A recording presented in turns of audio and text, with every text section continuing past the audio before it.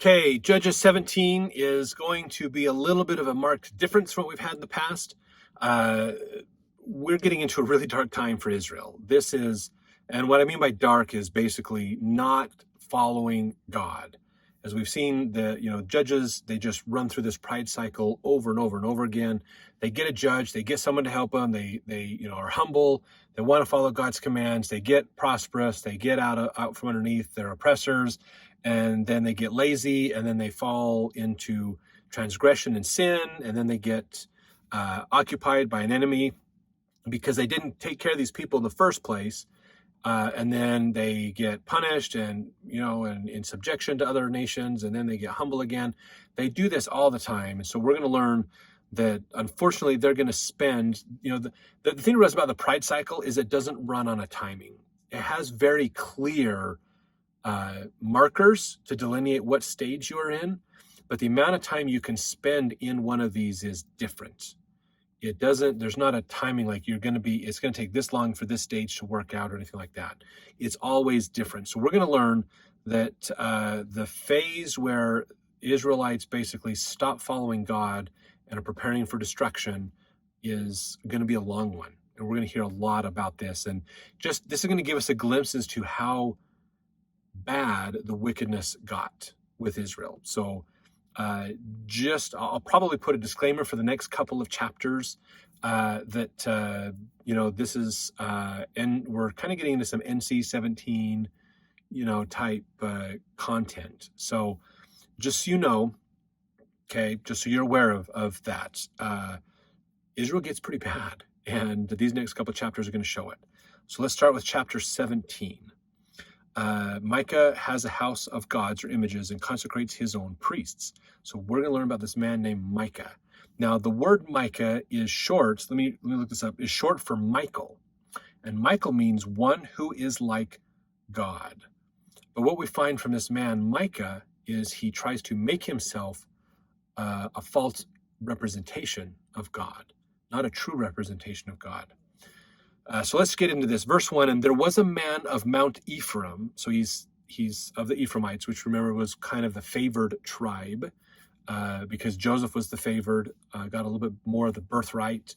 And then remember, they changed the hand. So Ephraim got quite a bit of it. Ephraim, whose name was Micah. So this is a man from Ephraim. So remember, these are the ones that kept telling Gideon and them, hey, why didn't you call on us to help you out? We're here to celebrate and yay, good job. But why didn't you call us? And he's like, I did try to call you, but you guys didn't believe we'd win, so you wouldn't fight. So they're the ones that aren't willing to do the hard work, but they love getting the credit afterwards. So a little bit of a problem here basically for them. Now, verse 2, he said unto his mother, this is Micah, the 1,100 shekels of silver that were taken from thee, about which thou cursest, and spakest also of in mine ears, behold, the silver is with me, I took it. And his mother said, blessed be thou of the Lord, my son. Remember, we learned of shekels of silver before. Remember, that's what they said they were going to give 1,100 pieces of silver to Samson's wife. So maybe Micah is the son of Samson, which is possible, but we don't know. We haven't heard the name, but maybe this is similar. That's the tie-in. Verse 3, when he had restored the 1,100 shekels of silver to his mother said, I had wholly dedicated the silver unto the Lord from my hand for my son, to make a graven image and a molten image. Now therefore I will restore it unto thee. So he basically said, he said to his mother, this money that has been taken from you, which thou cursest and spakest of it, mine ears, and told me about it, I got it back, basically. So what could be is actually the 1,100 shekels of silver were taken from the Ephraimites by the Philistines, and then the Philistines are like, look, we'll pay you with this extra money we got from Israel.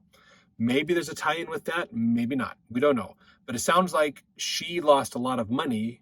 She was pretty wealthy. She lost a lot of this money, and her son Micah got it back. And so she wanted to melt it down and make a graven image, basically to commemorate getting it back, basically.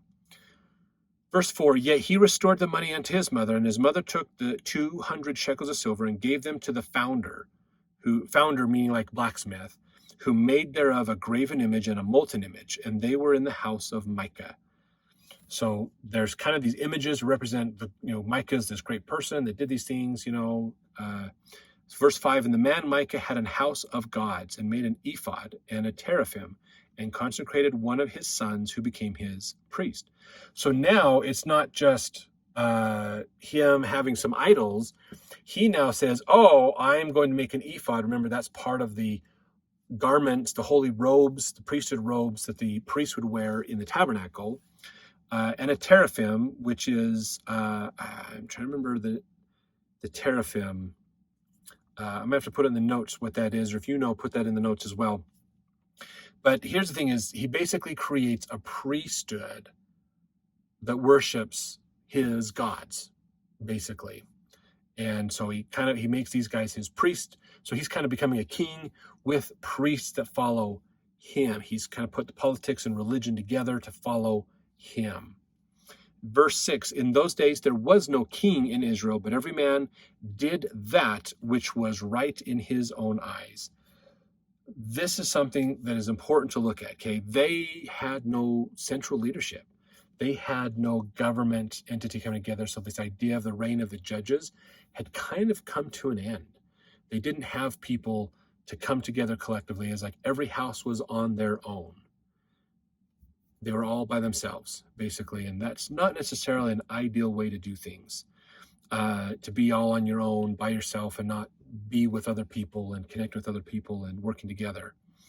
So they did that which was right in their own eyes. So this is the kind of idea of I'm following my truth. There's not one established law. I'm just doing what I think is right. And that could be different than what you think is right.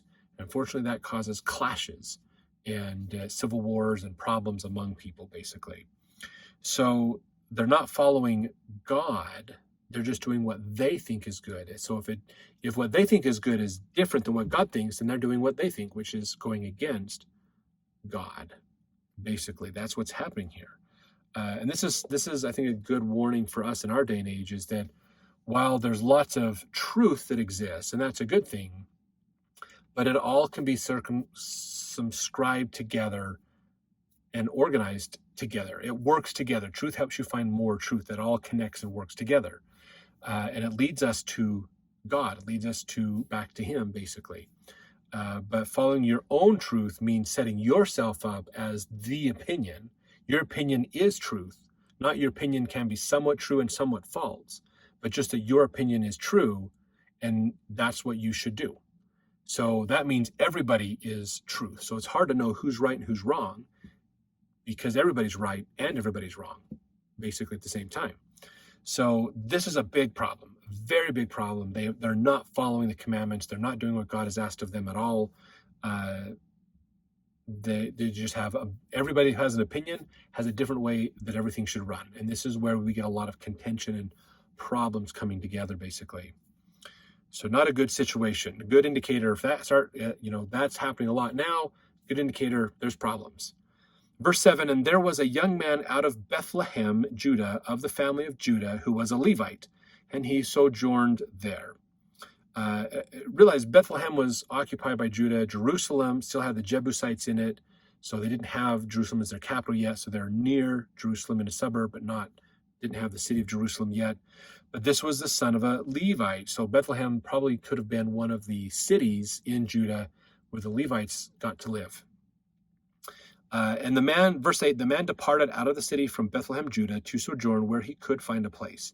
And he came to Mount Ephraim, to the house of Micah, as he journeyed. So this is a Levite, so he is of the tribe of having the right of authority to administer in the priesthood, basically, for Israel.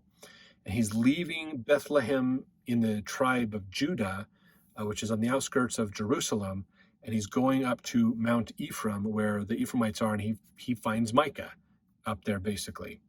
Verse 9, and Micah said unto him, whence comest thou? And he said unto him, I am a Levite of Bethlehem, Judah, and I go to sojourn where I may find a place. So Micah's like, what are you doing out here? And he's like, I'm looking for a new place to live.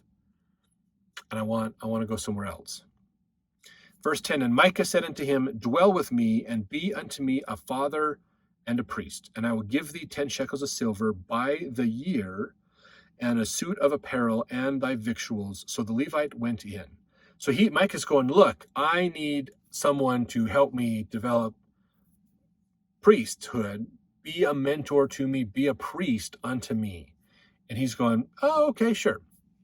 So this Levite has now basically sold his priestly responsibilities for money. He's now using the priest responsibility that he has. Everybody around will recognize this is a Levite. He has authority of God, and now he's working for Micah. So that basically helps Micah to build his credibility. And the Levite's more than willing to get paid, make money based on what God has given him, basically. It should be completely free and not have anything to do with money. Verse 10, Micah said unto him, dwell with me and be unto... Oh, so I just read that. Sorry. Verse 11, the Levite was content to dwell with a man, and the young man was unto him as one of his sons. And Micah consecrated the Levite, and the young man became his priest and was in the house of Micah. So now Micah's son is a priest, and now a Levite is a priest unto Micah. So he's gaining credibility for making himself this amazing, wonderful, grandiose person, not unlike the pharaohs of Egypt or others, basically kind of making themselves act like either they are God themselves or sons of God. Verse 13, then said Micah, now I know that the Lord will do me good. See, I have a Levite to my priest. So Micah is looking at this going, oh, this is a good omen. God sent me a real priest to help me. And so now he's going to add this legitimacy. I must be blessed of God because a real priest came and did it. Even though the real priest, technically, because he sold his right, there's that, if you exercise your priesthood in an unrighteous way, amen to that priesthood. So he doesn't have, the priest has the agency to choose what he wants to do, but he does not have the agency to choose whether he has authority to act in the name of God. God controls that. You break his laws, amen to the priesthood. Nearly instantaneous. You're out. You can act in the name of God all you want, but it's not going to be endorsed by me. So you can pretend, you can act like a priest under your agency, but you can't be consecrated and be blessed by me. That's my agency as God, basically. And so so Micah thinks he's getting a good deal here and that God sent this to him and that validates him, but it's not true, not completely true that he is doing that, basically. So let's get into the next chapter to learn more about what happens to Micah and Israel as people are obviously trying to become priests. They're trying to build priesthood. They're trying to gain influence in Israel around them and how Israel has gone so wayward and has gone so bad. So let's jump into the next chapter. We'll see you then.